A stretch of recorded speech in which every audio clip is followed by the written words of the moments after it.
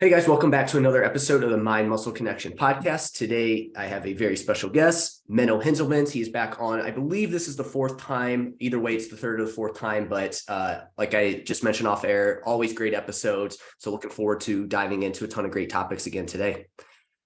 Let's do it. First, like I always have to do whenever you come on, I got to ask, where in the world is Menno at? And so want to hear the update there with that. Madrid. I'll probably be here the coming months. Not permanently, but probably spend quite some time here until June or so. And then it's uncertain because my girlfriend's gonna finish her oral surgeon specialty next year, and it's not sure yet where. Cool. So just again, just in Spain. So I get it, Madrid's in Spain, right? Am I, Yep. Is that okay? That's what I thought. And then from there, you're just not really sure where you're going to go moving forward, which I'm sure is probably pretty cool to just not really know exactly where you're going to Yeah, go. I mean, that's what I'm used to. In fact, staying in Spain for multiple months consecutively is more the novelty for me. I think it's been 8 years, maybe more, since I've been in one place more than 3 months or so. Now, one time I was in Brazil for about half a year, but other than that, it's pretty much more like 1 to 2 months is probably the average. Yeah. So That's really cool. I just find that that's super interesting. I guess my question to you then is what's the weather like at this time of year? Is it pretty nice in Spain during this year, or does it get pretty chilly? total crap. It's supposed to be nice, but it's total crap. I think, I don't know why, but it seems all of Europe has kind of the same climate this at least this year. And yeah, it's horrible. Today and the last week and the coming week are all horrible. I think we kind of touched on this last time, but just for a refresher, do you try to choose places that are a little bit warmer, or is it just again just kind of Definitely. yeah. Yeah. Okay. I'm with you. I live in the Midwest in the United States, and man, I'll tell you what, in the winter it gets pretty chilly here, and it gets tough to get outside, and it's definitely, you notice the difference, not being able to have that nice warmer weather. I was actually listening to Stronger by Science podcast, and I'd be curious to hear your thoughts on this. They kind of talked about how as humans we're probably a little bit better adapted to warmer weather than we are to colder weather. Yeah, there's a big genetic difference for sure in between people of different nationalities. Because if I sit on a plane with Brazilians, for example, now I'm a very warm individual. Like I'm, especially after a workout in the shower, it's sometimes so extreme that in the winter in the Netherlands, I would bicycle in my t-shirt in the mornings because I would otherwise just get sweaty because my body produces so much heat. And that's like with snow. So, but that only lasts for 10 minutes. Usually I think I would have 1 or 2 fewer layers of clothing than other people. So if I sit in an airplane, it's usually too hot for me. Like in general, any place for me where they have the temperature set at a level where other people are okay, I'm warm. And in Brazil and those kind of places, tropical places in general, the difference is crazy. Like I'll literally be sweating in the airplane, and there are people putting on their jacket, like because they're saying like, "Oh, chilly." So I think it really varies between individuals. Overall, humans definitely like warmth, and there's also research that humans actually get a dopamine and a happiness boost from sun exposure. And ultraviolet light, interestingly, is responsible for part of that effect. So I try to select sunny places in particular. I don't so much care about the temperature. Actually, I prefer it a little cooler, but it's hard to find somewhere super sunny where it's cold. So in that sense, you could say my body is made for the tundra. I don't dehydrate, I don't sunburn, I don't care about cold, but I do want sun. I love it. Yeah. Do you think that, like, in terms of, you obviously mentioned genetics play a role in that in terms of how you adapt to all that. Do you think that you being somebody that is, obviously in tune with your body and you care about your health and fitness and maybe being a little bit leaner and like, maybe your metabolism's a little bit higher. Do you find that plays a role as well too in that? For sure. Yes. I know lots of my clients, for example, they reported that at first they were more normal in these things. And as they got muscular, in particular muscular, because if you go very low in body fat, you have the opposite effect. You actually get colder. Yeah. So particularly being muscular and just overall good diet, which also increases your metabolic rate, increases the thermic effect of food, it definitely has an impact on these things. And I think it's most noticeable in my female clients, where they say that, oh, I used to be kind of normal in these senses, but now I'm very often warm, and sometimes I'm even warm when guys are cold. Interesting. Yeah, definitely the body fat for sure, because when I've prepped for shows in the past or just been in a regular fat loss phase, it definitely, you can tell a difference in terms of how Oh cold you yes. get. It's very, very tough to get warm when you're low body fat. So that, and then obviously, like you said, muscle mass is going to play a role. And then genetics too are going to be a big thing in that. Cool. I always love kind of going down these rabbit holes with you. I know you always have good information on it. So last time we chatted, your back was acting up.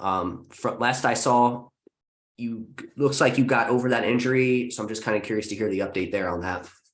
Yeah, after about a year of pretty constant back pain, I've now been pain-free since late August. And yeah, that's been a major relief. I've had 2 minor setbacks, tried squatting again, and it was like, no, not ready yet. So now I can do everything except loaded squats and deadlifts, which is fine with me. Just I can train all my muscle groups with full volume, and I don't have to worry about back pain anymore. Just can squat or deadlift. Also put my training in a different perspective for sure. So pretty good. What were kind of what was, you kind of mentioned it changed your perspective. What were maybe like one or two of those things that, kind of changed for you going through this process? Yeah, I've always been more into bodybuilding than powerlifting, but I kind of like to at least, I've pretty respectable strength levels on all the major lifts, overhead press, Romanian deadlift, and I kind of chase those, at least some bulk phases, or like 50 to 70% of the time for each lift, I would say.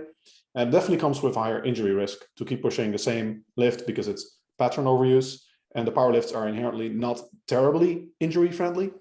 So pushing those with high intensity, high volume for long periods over time definitely increases the risk of injury, and yeah, puts it in a different perspective of, do I really still care about those strength levels? And is it worth kind of forsaking it altogether? I've now shifted a lot more towards, yeah, I really don't care so much about strength anymore, because I think I'm pretty much tapped out in terms of my muscular potential, and I could spend maybe 2 years building on my bench press to hopefully not get injured, and then set a 5 to 10 pound PR. And yeah, what in the end am I going to gain from that? Whereas for the risk, it's okay, maybe I mess up my elbow for good and I do long-term damage. There's a limited number of times you can have elbow tendinopathy and not have any long-term damage. So it's definitely shifted me more in the perspective of longevity and bodybuilding rather than strength training or powerlifting. Cool. Yeah. I feel like everybody kind of gets to that point at some Yeah. point where it's like you decide, hey, is it worth it to keep working on strength? And then you end up just being like, hey, for longevity aspects of it, it's just like more just bodybuilding style, like training just seems to be best, like long-term for injury prevention. Now, I've had this thought too, where I feel like with weight training, and you can include like the main lifts, bodybuilding style, whatever it may be, I feel like the risk of acute injury is probably fairly low, but something I've been thinking about is I feel like the chronic overuse injuries probably are a little bit higher because of the amount of training volume that you're doing, and like overuse, like repetitive use type injuries, I feel like are probably a little bit more common than like a acute injury would be. Definitely. The acute injury rate is not high in general in strength sports because all the movements are very controlled. We do know that between controlled strength sports, such as powerlifting versus bodybuilding, the injury rate in powerlifting is several fold higher, according to most studies. And that includes bodybuilders, like actual competitive bodybuilders, which go into contest prep. And that also, at least in my experience, significantly increases injury rates, or at least decreases the recovery potential from any injury. So that's pretty telling, I think, and it makes perfect sense. High intensity, same movement, like I said, pattern overuse injuries, working with 1RMs, which is inherently somewhat risky. I'm not saying it's inherently, it's like a big chance you're going to break your legs if you do a 1RM squat, but you are working with a literal maximum weight, which might actually be a super maximal weight if it's not your day, or you estimated your 1RM incorrectly. So that obviously carries with it a higher risk of injury, as inherently your technique will break down if you're using a weight that's too heavy for you to lift with good technique. So yeah, I think it makes sense that we see higher injury rates with powerlifting, as you say. Is there anything that you can maybe do to kind of overcome those more like again, we know like acute type injuries are a lot lower, especially if you're doing like bodybuilding style training. Is there any way that you work on like reducing that risk of those kind of overuse type injuries? Like for example, you mentioned elbow tendinopathy, which is like elbow tendonitis essentially, right? Is that basically what it is? Yeah, basically it's the preferred term now because itis suggests inflammation and osis suggests tissue degeneration, but almost all injuries have both components to some extent. So Interesting. they now just call it tendinopathy, which is also for the knees and the leg, which means that there is something wrong with it. And most likely it's going to have inflammation and it's going to have tissue degeneration. But the all terms itis and osis suggest that that's the core thing that's wrong, whereas it's almost always a mix. So what would you, is there anything that you do there to kind of limit some of those like overuse type injuries? Yeah, there is a lot you can do for injury management. In fact, I think injury management is one of the big things that people have to learn as they get to the advanced level, because typically advanced trainees, when you start pushing your body to its maximum potential, the injury rates tend to be higher. And I think, funny enough, many people in the gym, like Gen Pop people, often lift with horrible technique, but many of them are literally too weak to injure themselves. Like you see them do things that the way they squat, the way they deadlift, and you look at it and you're like, well, if I did that for one session, I think I would have pain. And it's because you're lifting 2-3 times more weight, which obviously is more impactful for the body. And that's, I think, in part because the connective tissues don't adapt to the same extent as muscular tissue, like tendon cross-sectional area, for example. Tendons become stiffer, but they don't become bigger at the same rate as strength. In particular, you could say that strength increases a lot from a beginner. Like, I mean, think of what you could bench when you just couldn't lift, when you hadn't lifted before. There are many people, maybe 30 kilos. Some people maybe 20, maybe some people 40. Guys, I'm talking about.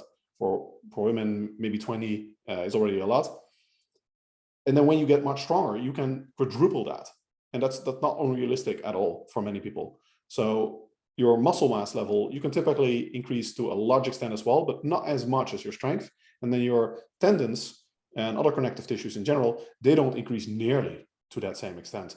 Like it also makes sense in, I mean, you can't increase the tendon by fourfold in many places. There's simply no space. So I think that plays a role in increasing the injury potential as well, that the body's, the connective tissues, which is the ligaments, tendons, and like that are most likely to get injured, they cannot keep up with the increases in strength that you can experience, because not just are you increasing the morphological structures, like the size of the muscle, but you're also, in large part, strength is an improvement in the nervous system, like the motor cortex, the part of the brain that governs movement. It becomes much more efficient at coordinating the muscles. So you get kind of a double return on investment from the muscle getting bigger, therefore being stronger, but also the nervous system being better at coordinating the available muscle tissue, and thereby exponentially increasing the strength at a given level of muscle mass.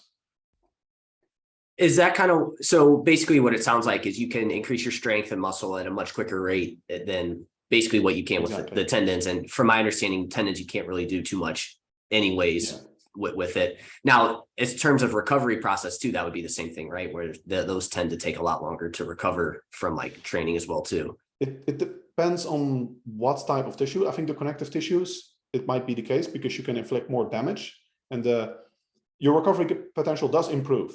In particular, we know that for muscle tissue, it's probably also the case for other tissues. Our capacity for protein synthesis improves. We can get more ribosomes. We know that we can get more satellite cells and more myonuclei, so cell cores, that may also assist in long-term remodeling of the tissue. And the question is more if the improvement in recovery capacity is in line with the increase in strength. And that seems to depend. A given workout does often take less time to recover from in advanced individuals than in beginners. So in terms of the neuromuscular tissues, actually in recovery often improves. We also have even short-term studies that our ability to recover from a given program, for example, one Norwegian study looked at high frequency training on the squat, and it found that daily training of the quads with, I think, even 6 sets for the quads. This allowed neuromuscular recovery, so basically recovery of strength, within 24 hours after they were used to high frequency training, but not before that. But for the connective tissues, that may be a different matter. So I think it depends on which structures of the body you're looking at. Purely neuromuscularly, you can, I think the things improve, but then again, you also need more volume to gain, to keep gaining at a similar rate or even at a lesser rate. So that also offsets the improved recovery potential. So in practice, you're probably still at the same level or even worse off. Things definitely get harder the stronger you get. Yeah, well, that just goes to show, really the importance of, I think, two things: recovery from training and just like your execution of training too, right? Because like you kind of mentioned earlier, where like in the beginning, you can get away with poor technique, poor execution because you're just not lifting as much weight. But once you start getting stronger, it's like you got to start to dial that in because you're probably going to start placing way more stress on like certain joints, connective tissue rather than the muscle if you're not, paying attention to your execution. And then obviously the recovery side of things becomes more and more important as well too. I feel like, making sure you program that correctly. But sorry, go ahead. In practice, it's always extremely multifactorial because there are differences in training volume, differences in maybe the recovery potential. But then we see in research that more advanced individuals, at least in some research on powerlifters, they have lower injury rates than less advanced lifters, even though they're stronger. And that's probably because any increase in injury susceptibility is offset by better injury management techniques. So you actually asked about that. And a couple very useful techniques are avoiding pattern overload, which also comes to using more free movements. I'm a big fan of generally dumbbells, cables, switching exercises up and having an appropriate amount of variety. You don't want so little variety that you can't learn the movement effectively, but you want enough variety that you're not always stimulating same muscle, the movement pattern, at least if you can, because if you're a powerlifter, of course, you have to do the power lifts. And decreasing the intensity. We know that even up to 30 RM is still very effective for muscle growth, but it's much, much easier on the tendons. So most research finds that tendons require an intensity of about 70% of 1 RM to adapt, whereas muscle tissue, it's more like 20, 10%, and you can get maximum muscle growth at about 30% of 1 RM. So there's a big range between where you can achieve maximum muscle growth versus where the tendons take a significant hit, which is the 30 to 70% of 1 RM range. That helps a lot. Good technique, not being excessively fatigued. Just overall smart program design in terms of volume, etc. There are a lot of things definitely that help. And also, of course, exercise selection is a major one. Yeah, finding exercises too that probably fit your unique structure as well too. Yes. And you just figure that out over time. Yeah, a lot of good takeaways there with that. And again, you've obviously really had to hone this in, I feel like, in the last couple of years with your back injury. So I just kind of wanted to hear your thoughts there on that. Which, speaking of moving forward for you, what's kind of now that you're back into regular training, has anything changed in terms of like what your goals are here moving forward, what you're focusing on, or is that still kind of the same? I know you kind of mentioned that you're going back to more like bodybuilding style training, stuff like that, but I didn't know if you had any like particular goals coming up or anything like that. Yeah, in terms of like training focus, I'm probably going to pick up kickboxing, which may seem completely in contrast to the idea of lower injury rates. But I think with appropriate volume, and I'm not going to do a lot of hard sparring, more like self-defense type course, it gives me a new thing to focus on.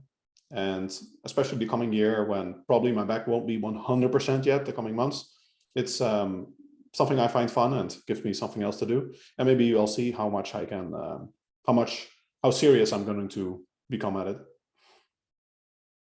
it. So like in that example there, like I like to play hockey once a week. I find that, again, like, is that going to like lower my injury risk with everything? No, probably not. Like it's a contact sport. So obviously injury risk goes up a little bit, but I feel like, again, if you're not trying to be like a professional bodybuilder or anything like that, I would imagine it's probably a good thing to maybe do some other activities outside of just like weight training, in terms of like, to go back to what we just talked about with the injury management. I feel like maybe incorporating some different type of movement pattern like that and just kind of putting your body in those positions that you wouldn't normally get in when you're weight training. I'm just curious to hear your thoughts on that, if that's something that you think could be beneficial for somebody. I'm not sure if it will be beneficial, but I think it does help to kind of spread out the stress. because the type of injury you would typically get from kickboxing, for example, or hockey is very different than that from strength training. From strength training is much more internal. Kickboxing is very obvious bruising, outside trauma, whereas bodybuilding is more internal overuse injury type injury, which is probably, if you have both types of stress, like one session per week of kickboxing or hockey, that's really not going to normally injure you. So it's kind of free in terms of, like, my shins are not getting injured at all from strength training. So that one session a week of kickboxing, they can handle that. And it's kind of free injury volume, sort of, you could think of it as. I like that. Yeah. Free. Right. Like you said, you shouldn't, obviously you can go get hurt, you can get in a car accident or something and get hurt. Right. So there's always that, I think, inherent risk of getting injured. But like you said, in 1 hour, you shouldn't get hurt most of the time. So for you, have you noticed any, like, now that you're back to normal training, I don't know if your training volume changed at all, but have you noticed like kind of muscle growth, like come back, or did you feel like you ever like lost any during this process? I'm curious to hear that. Right. So I'm super pleasantly surprised by how well I maintain muscle mass. Now, I know from having had many clients that had surgeries and big injuries that it's relatively easy to maintain muscle mass. But in my case, for many months, I could not train my lower back, like erector spinae, or my glutes at all. Now, I know that I think many people have this idea that you need squats or something for the quads, but really, if you're just doing leg extensions, you can easily maintain all your quad mass with that. It's not difficult to maintain muscle mass at all. In general, a good rule is that a third of the volume you needed to gain the muscle mass, you can relatively comfortably maintain on that. In my case, though, after months, now you could see my glutes were smaller. My erector spinae didn't have the tree trunks as much, but it wasn't major. Like, I still clearly looked like I lifted, which I thought would be maybe not even the case. Also in those specific muscle groups, like I still had booty, and yeah, it came back very rapidly. Although I'm also somewhat disillusioned with how quickly the strength comes back. So when I hip thrust, for example, I started doing hip thrust at some point, and my hip thrusts, I hadn't done hip thrust in a long time, but I think last time I did them, I was easily over 180 kilograms. This was already many years ago. And now I started off, and I think it was like 110 or maybe even 90 times 5. That was pretty much the max, the first session. And then it went up to 150 times 5 within a matter of weeks, which is pretty good. But then it became super hard again. So that last, say, 40 kilograms that I should be able to gain, those were actually almost like the first time. But the first 50 kilos, those came back like nothing. Yeah, that's super interesting. How I think it makes sense where it's like that first part's easy, and then once you get closer to where you were before, it's like that's where it really starts to get challenging again for you. So it sounds like for you did a good job of maintaining, but I feel like at some point, you kind of hit it, like you can do as low as like 1/3 of the training volume that you were doing before to maintain. I think you said 1/3. Mm-hmm. For you, like, is that something where, again, at the beginning, like you can do that for a while, but as you do that for longer periods of time, do you think that starts to, like, you still see like a little bit of muscle loss over time with that? Because you did kind of mention that you still feel like you lost a little bit, but I don't know if that was for all your body parts or just your like glutes and your erector spinae. Only those. Okay. Because you mentioned that it came back fairly quickly. So I'm assuming, again, you meant your erectors and your glutes, but everything else you felt like you maintained well and you didn't really lose any muscle in that process. Yes, 100%. I lost strength because I couldn't go heavy. Right. But I maintained all the muscle mass. And it was, but so even in the glutes and the erector spinae visually, and in terms of my like pure body comp stats, it was quite difficult to say, like, without skin fold calipers and the like, it would almost be impossible to say, oh, I'm still 90 kilos and or I've been up to 93 kilos or something. Whereas I thought, well, but if almost all your glutes and your erector spinae are gone, it should be like maybe 2 kilos of muscle loss or something, right? But in terms of like weight and body fat level, it was very hard to see any difference. Yeah, that's awesome. And I think that's good. That's definitely something for me in the past where, if I was one of those people where if I didn't train for like 2 days or something, I was like, oh man, I'm losing all this muscle and stuff like that. And obviously the research on it is really cool to show that it really doesn't take much to maintain it. I guess when somebody thinks they lose muscle, is that typically just like kind of more of a mental thing and like maybe like glycogen loss or something like that you'll typically see happen, or maybe just like less of a pump? Just like in that initial week, you'll kind of notice that like you feel smaller, but did you actually lose muscle tissue? Yeah. If you've been training hard and in 1 week you're not in energy deficit in 1 week and your protein intake still decent and stuff, you should not lose contractile muscle tissue. However, there may be a relatively large visual difference for multiple reasons. You may have less glycogen storage, which in turn attracts intramuscular water into the muscle and also makes it look a lot fuller. It literally is more full. And you also don't have that pump, and also the edema. Funny enough, a big part of the reason when you're always training and you're always pushing your body kind of to the limit is that you're kind of perpetually in a state of muscle damage with edema. Like all your muscles are perpetually swollen to some extent. And that really is kind of a permanent pump that you have. And you lose that, which makes you look a lot more natural. It's like the opposite effect of when, some people on gear have that look where it's like super, their muscles are so full and vascular. And then when you stop training for a week, you get kind of the opposite of that effect where it looks a little deflated.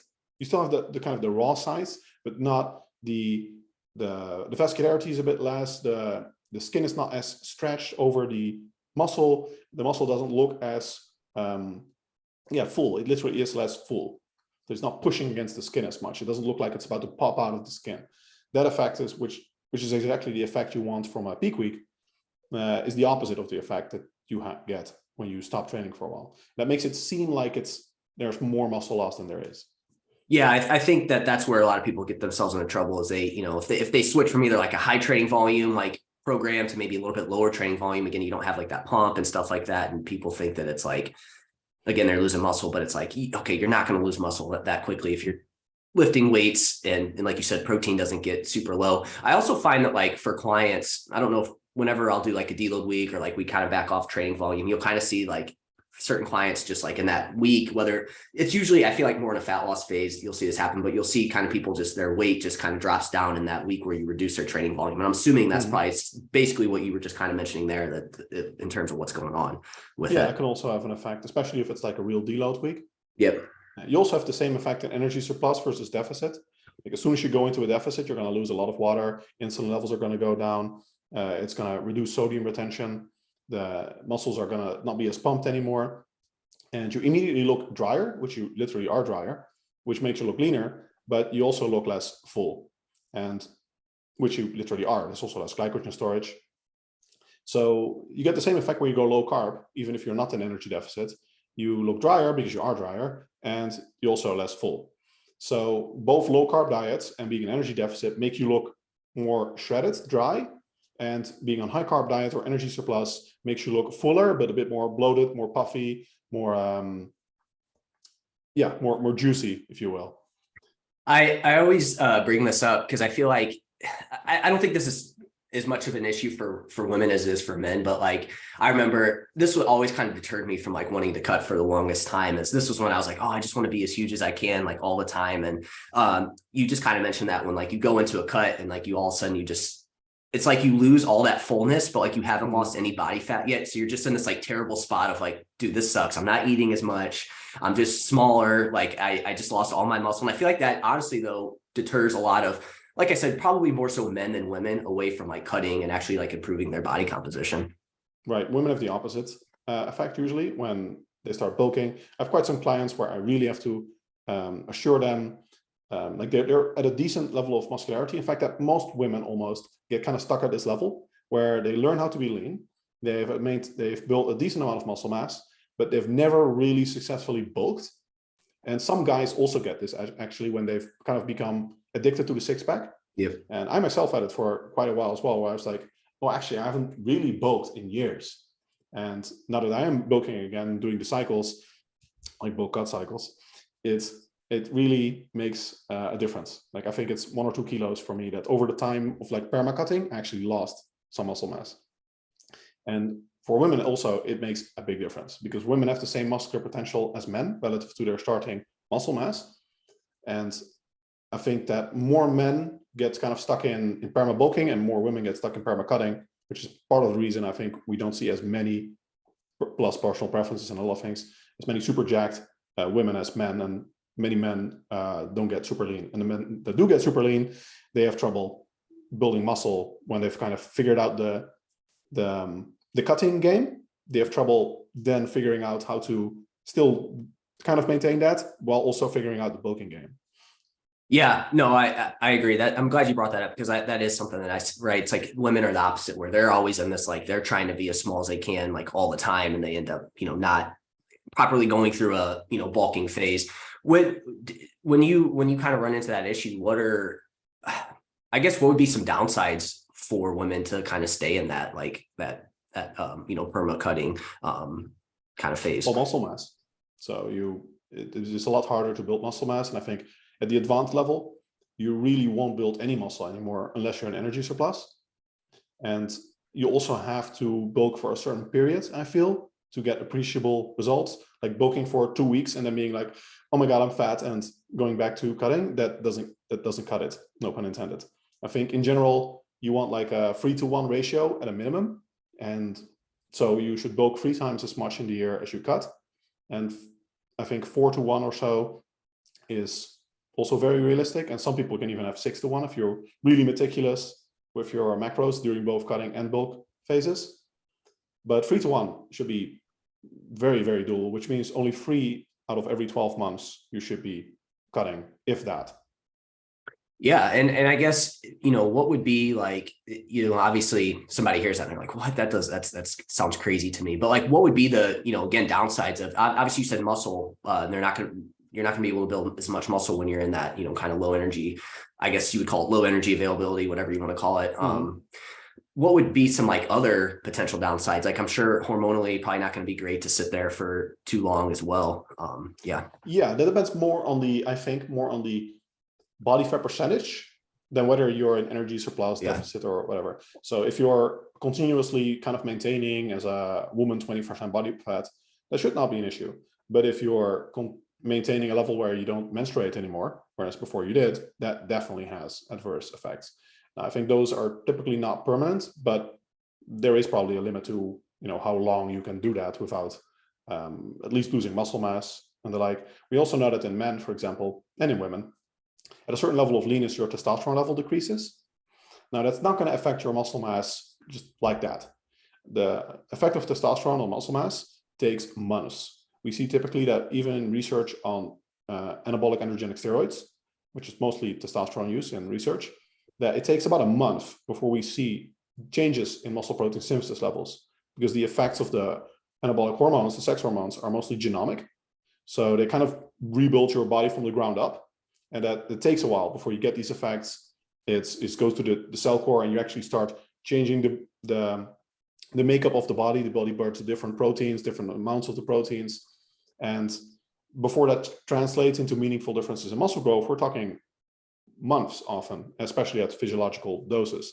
So if you're that lean and you're doing a contest, maybe you still have all the muscle mass. If you do it really well, you time things well, you don't want to be too slow, you don't want to be too fast, then maybe you maintain almost all the muscle mass that you had from bulking into the contest. Probably you'll lose some of it if you're pushing your muscular potential, but you can maintain most of it. But then if you hold that shape for say 6 more months, probably you are going to lose some of it. But by that time, the effects of testosterone and stuff, they really start hitting you.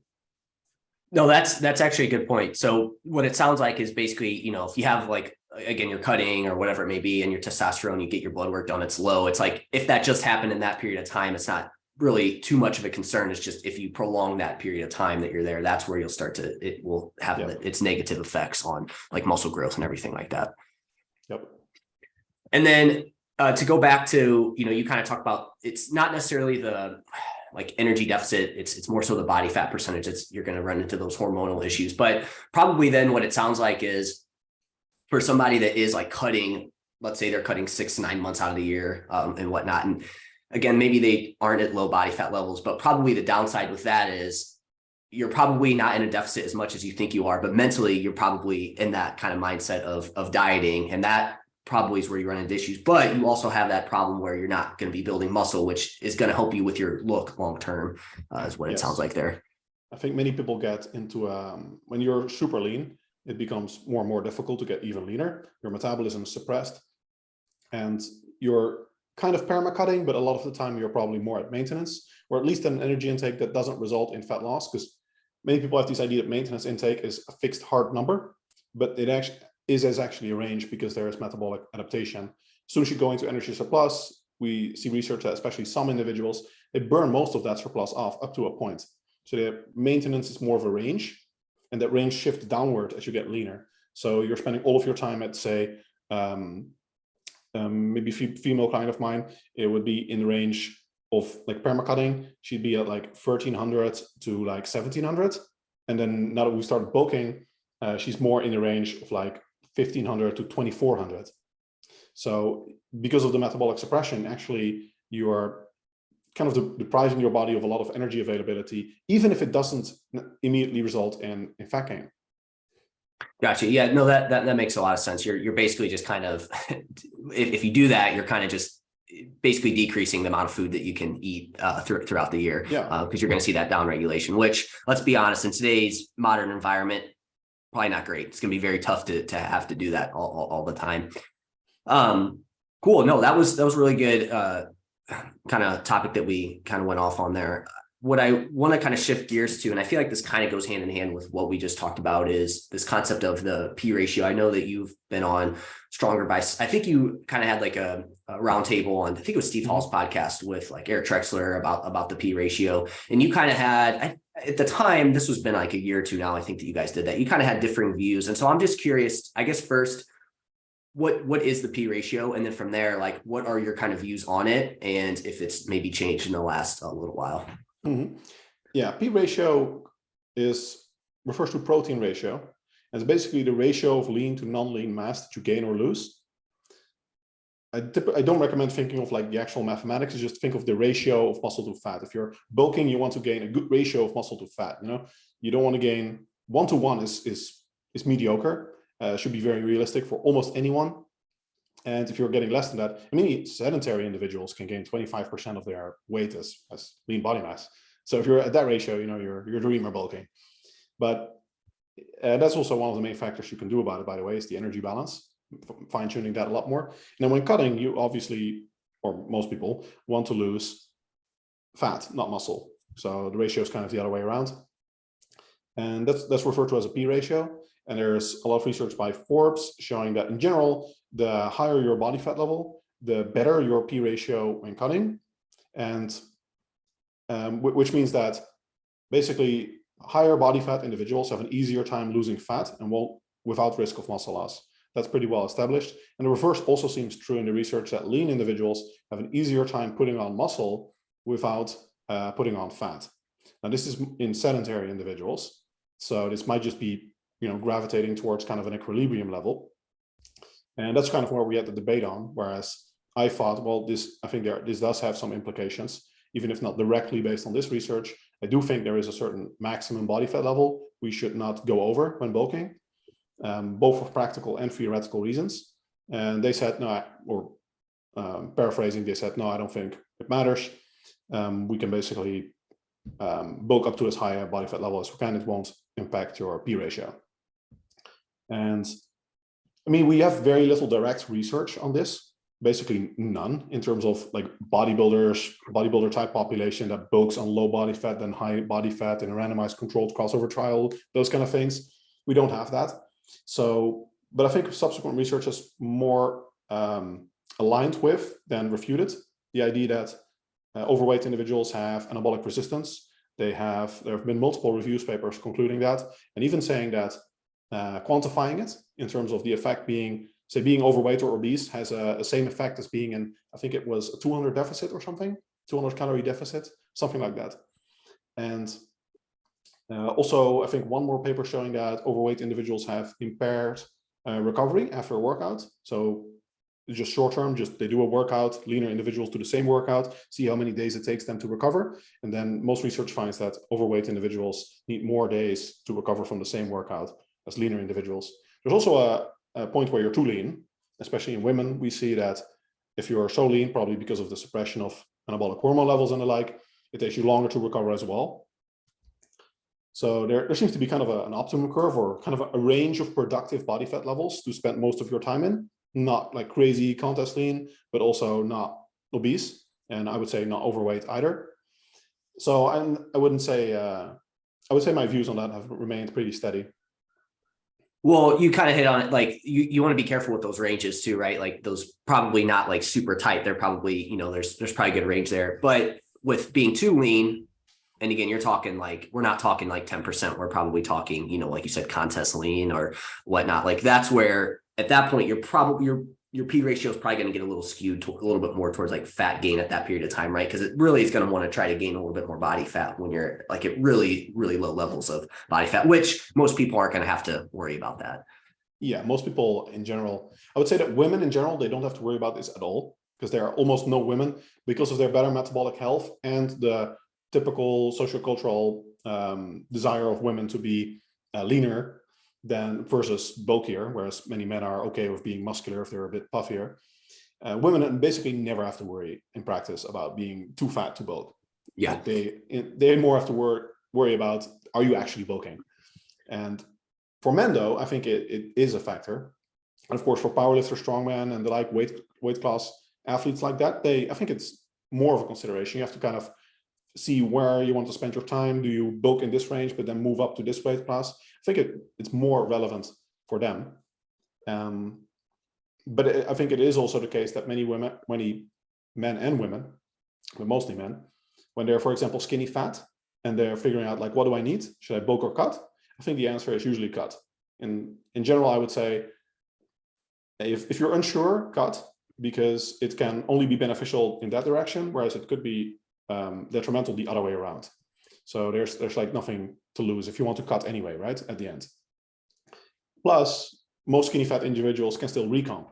Yep. And the difference actually in terms of muscle growth is not that great. I'm quite curious. I would be interested to see like direct research on this, which we don't have yet. If we can see, for example, complete untrained individuals, or like skinny fat, sedentary individual, if they start bulking versus if they do a good recomp program, will it actually be such a meaningful difference in muscle growth? I think it won't be that big, because we know that in novice level lifters, there is a cap on muscle growth. So they can do kind of whatever and they'll gain. There's even some research showing that, I posted about one paper, that the muscle growth in endurance training group was the same as in a strength training group. And that's true for like the first maybe 3-4 weeks or so. But after that, it diverges, and you really need the strength training to get progressively bigger. So probably you could also be cutting that period, because the bulking really doesn't add much. You're gonna max out the muscle growth anyway. Yeah, which definitely take advantage of that. That's always the fun times. You just touch a weight and you start growing as long as you're consistent. But yeah, no, I'm glad you brought up that point where it's like, if you are somebody that, like you're skinny fat, again, I guess you would kind of describe skinny fat as, again, you're not like necessarily big or like super overweight, but you just don't have a lot of muscle mass. And again, more of your body composition is more fat compared to muscle, essentially. Yeah, let's say you don't look muscular, but your body fat percentage as a guy is 20+%.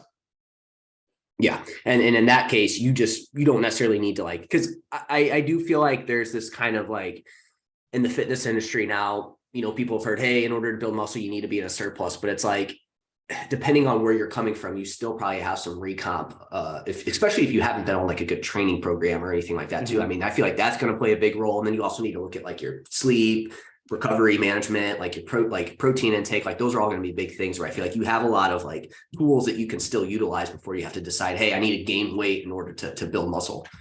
Definitely. I think recomposition is much easier or much more possible than many people say. Like when I published this article about whether it's possible to gain muscle and lose fat at the same time, and that completely blew up, because there were still a lot of people that thought it wasn't even possible at all.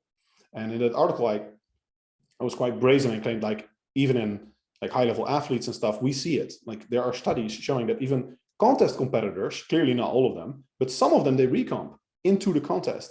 That's mostly bikini competitors, figure, like not pro physique or bodybuilding girls, but you still see it in well-trained people that have been training for many years. And it's just when they start doing things better than they were before, smarter training, harder training, higher volume, optimized nutrient timing, all of the little details, micronutrients, sleep, not just I go to the gym at least 3 times a week, I lift hard and I get my protein shakes in, but like optimizing all the variables. You can go a long way with that. And most of my clients, they recomp the first weeks of the program and they've been training for years.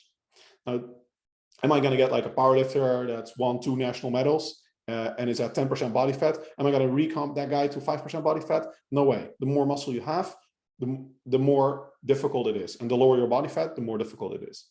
Yep. But most people are not at that level yet. And I'm sure genetics probably play a role in that too, where some people just probably can get away with even more. But like you said, yeah, most people aren't there. And I think that's one thing I've been trying to get out to people. Is like, hey, you don't necessarily have to be in this. Like, yes, we know that being a surplus is gonna be great for building muscle, but in a lot of situations, you could probably get away with being at maintenance, or in even certain situations a deficit. Because I'm assuming there too, again, how much muscle you have is probably going to play a role in like, okay, this person can maybe be in a little bit of a larger deficit versus somebody that's a little bit more advanced might need to be in like not as large of a deficit, closer to maintenance type of situation. Yeah, I would say in general, when you are bulking, the more, if you are like really bulking and you need to bulk, then the more advanced you are, the slower, the lower the deficit has to be, like the smaller the deficit has to, or the energy surplus, not the deficit. The energy surplus has to be like, if you're really advanced and you bulk, I mean, some of my clients, they bulk on 2% energy surplus. Because really, just do the math. How much muscle do you expect to gain this month? It will be, 200 grams or something. Okay, so we know that the net metabolizable energy density of lean body mass is like 1,800 calories.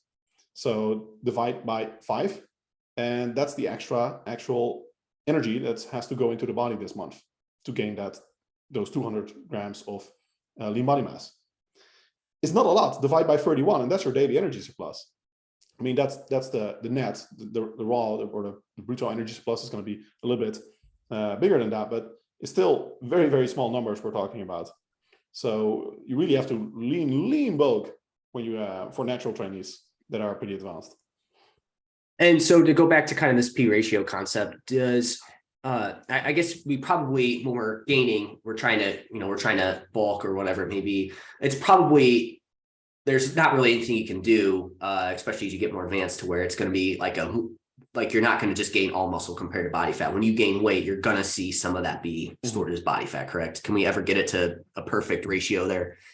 I mean, theoretically, probably you could, but you would kind of have to kind of know your energy expenditure and ensure that your body is, to the calorie at exactly the energy surplus that the body can use for muscle protein synthesis. And then theoretically it would be possible, but in practice, no, it's not possible. Yeah. You have to gain some fat as an advanced trainee to gain muscle mass. Right. And I guess what would be, so to kind of go back to like the beginning where you just talked about, like, again, they're coming out with, hey, you can be at higher body fat levels and still build muscle. You seem to think that that's not going to put you in a great position to do that. But obviously, from that standpoint, either way, whatever your view is on that, like at the end of the day, going too high in body fat is not going to be great for overall health and just, your overall look, right? So I guess maybe hit a little bit more on like the downsides of, if you are this person like, oh, cool, I can build muscle with higher body fat percentage, like what would be, why would you kind of steer somebody away from doing that anyways? Yeah, I mean, nobody doubts that you can gain muscle at high body fat levels. It's just that the P ratio might not be optimal. So you might just gain too much fat, or it may be just a little bit harder because your recovery is impaired. And basically what we know is your recovery is impaired. Maybe in trained lifters, you can offset that with habitual training, etc. But then those same effects should apply to leaner individuals. So I'm skeptical that you could really offset that completely, especially when you get to obesity level for men, like 25% body fat. And we also know that there's anabolic resistance. And there's in another 1 or 2 review papers also confirming that, although there isn't that much new research, to be fair, in terms of the actual protein synthesis response to a meal or a training session. But what we have indicates that it's probably impaired in obese individuals compared to healthier individuals.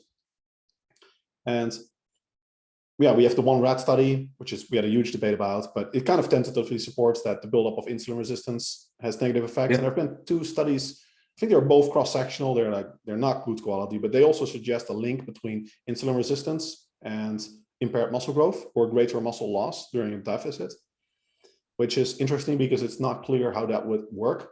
There's a common theory that, yeah, you need your insulin sensitivity to be good so all the nutrients can go into the muscle, but it's the same for fat. Like you would have to explain why it goes into the muscle and not the fat. So you would specifically need insulin sensitive, in one tissue versus the other tissue. Like just at the whole body level, making everything more insulin sensitive or resistant isn't necessarily going to change where the body partitions the nutrients. So that theory doesn't make a lot of sense to me yet, but we also know that insulin resistance is related to inflammation. We know that high levels of chronic inflammation can impair muscle growth. And yeah, how much that matters is also still debatable. If you're relatively healthy, your diet's good, that all that's wrong is that you're 25% body fat. Maybe it's not an issue yet, but we do know that there is a certain level of inflammation that is an issue. And we know that higher body fat levels are almost invariably related to higher chronic inflammation levels. So based on all these factors, like even if we don't have direct research on it, I would say, why risk it? Plus hormonal health, especially for men. Your testosterone to estrogen ratio is going to be worse the more fat you have. Adipose tissue, your fat mass produces aromatase, which is an enzyme that converts testosterone into estrogen. So you gain less testosterone typically at a certain level of body fat. The higher up you go, the less testosterone you have, the more estrogen you have. That's also why some obese individuals even are hypogonadal. They have low testosterone levels as a result of the obesity. It's not the norm, but it is a thing. And you can also get things like gyno because the ratio of estrogen to testosterone, like male to female sex hormones, is skewed compared to what it is at optimal health. Yeah, that you add those effects, and that can be good for muscle growth either, because we know that even in the physiological range, differences in testosterone level within an individual, they impact muscle growth. Yeah. So, and again, you did you kind of mentioned all the hormonal aspects of it, but even the just the physical aspect, like the look, right? Like the higher body fat percentage, you're not gonna see your muscle as much, right? And I think that's where probably a lot of people get themselves into trouble when they go on, like, you called it the dreamer bulk. It's like, yeah, you're not seeing a lot of muscle growth because you just it's covered by all the body fat as well. So just from the aesthetic look from it, it's like, you're not going to have as good of a look at those higher body fat levels. Yeah, I mean, it's technically personal preference, but for the vast majority of individuals, yeah, I think people underestimate how much better they can look at lower body fat levels. Yep. And men in particular, overestimate how much better they look with extra muscle mass. Just think of all the before after photos in the world. How many of them are cutting? How many of them are bulking? Like, I can post many photos of clients that do a very successful bulk and they would look worse. Like, just based on like the flat selfie shirtless photo, they look like a bit chubby at the end, like puffy. And it's like, well, wait what comes out after the next cut phase. They're going to look spectacular. But at the end of the bulk, in a t-shirt, they look much better. But like shirtless, yeah, you don't have the six pack anymore, or not as much. Everything doesn't look as crisp, and all the mass. It's somewhat hard to tell. Yeah, he's bigger, but he's also like fatter. So, but when cutting, especially shirtless and with good lighting and flexing, yeah, you can have a really easy before after photo in almost anyone.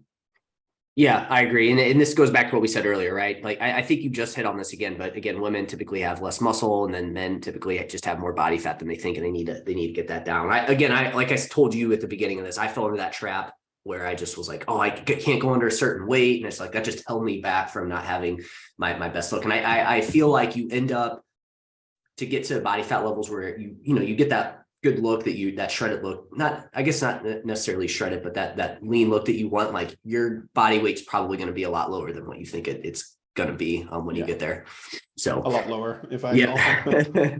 I know, because for me it was like, this was years ago. I got up to like 190. I was just pushing weight. I'm 5'7", and like, I just put on way too much body fat, and I just had it in my mind, I can't go lower than this certain number. And when I got on stage for the first time, I was in the like 140s, and I was just like, damn, that's way smaller than I thought. So to sum this up, probably look better, right? Looked way better. Like you said, and exactly like you said too, it was like shirts didn't look as great, but then like once you rip that shirt off, it's like you look way better. So you just have to find that happy medium there. So, and this goes to this next point here. Well, is obviously we want to try to work on our P ratio. We want to try to make sure that we're gaining mostly muscle to fat. So what are some kind of like practical applications here? And is this something that you can like maybe improve like over time as well?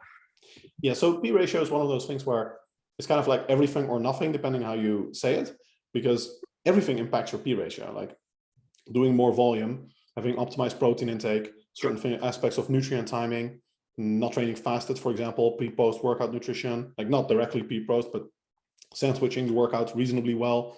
These things all impact the ratio of lean to non-lean mass. Everything that impacts your degree of muscle growth impacts your P ratio. So it's kind of everything. We see big effects on the P ratio of sleep deprivation, for example, and sleep quality interventions. They improve the P ratio a lot.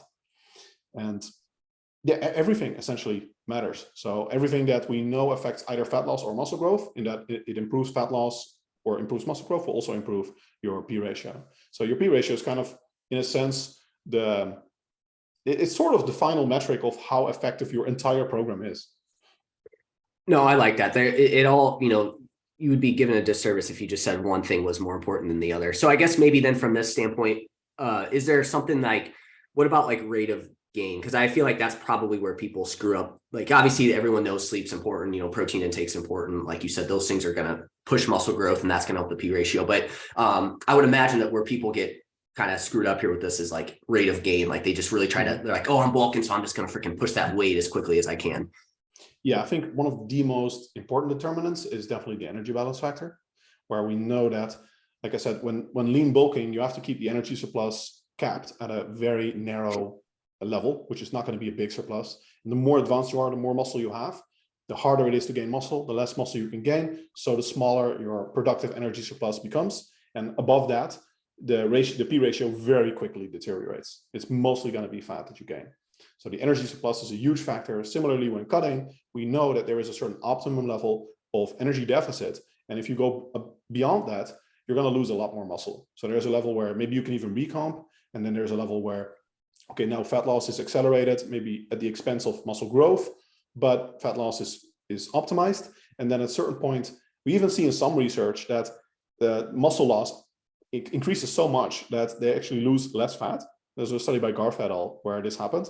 Like the 30% deficit resulted in less fat loss than a 20% surplus, which is crazy. That it's normally not the case in research, but it might be attributable to the 30% group losing muscle, whereas the 20% group was gaining muscle. So yeah, one group was recomping essentially, and the other group was just losing a lot of mass, including some muscle mass. In that 30%, they were just losing more muscle, whereas the people in the 20, they had enough energy to where, like you said, they were gaining some lean body mass in that process. Yeah, and any muscle that you lose is fat that you don't lose, because the energy only goes out if your body wants. Do you and you may have just hit on, but do you think that too, when the body's going to be a little bit more thrifty in terms of losing muscle versus fat as well, or do you think it really doesn't care?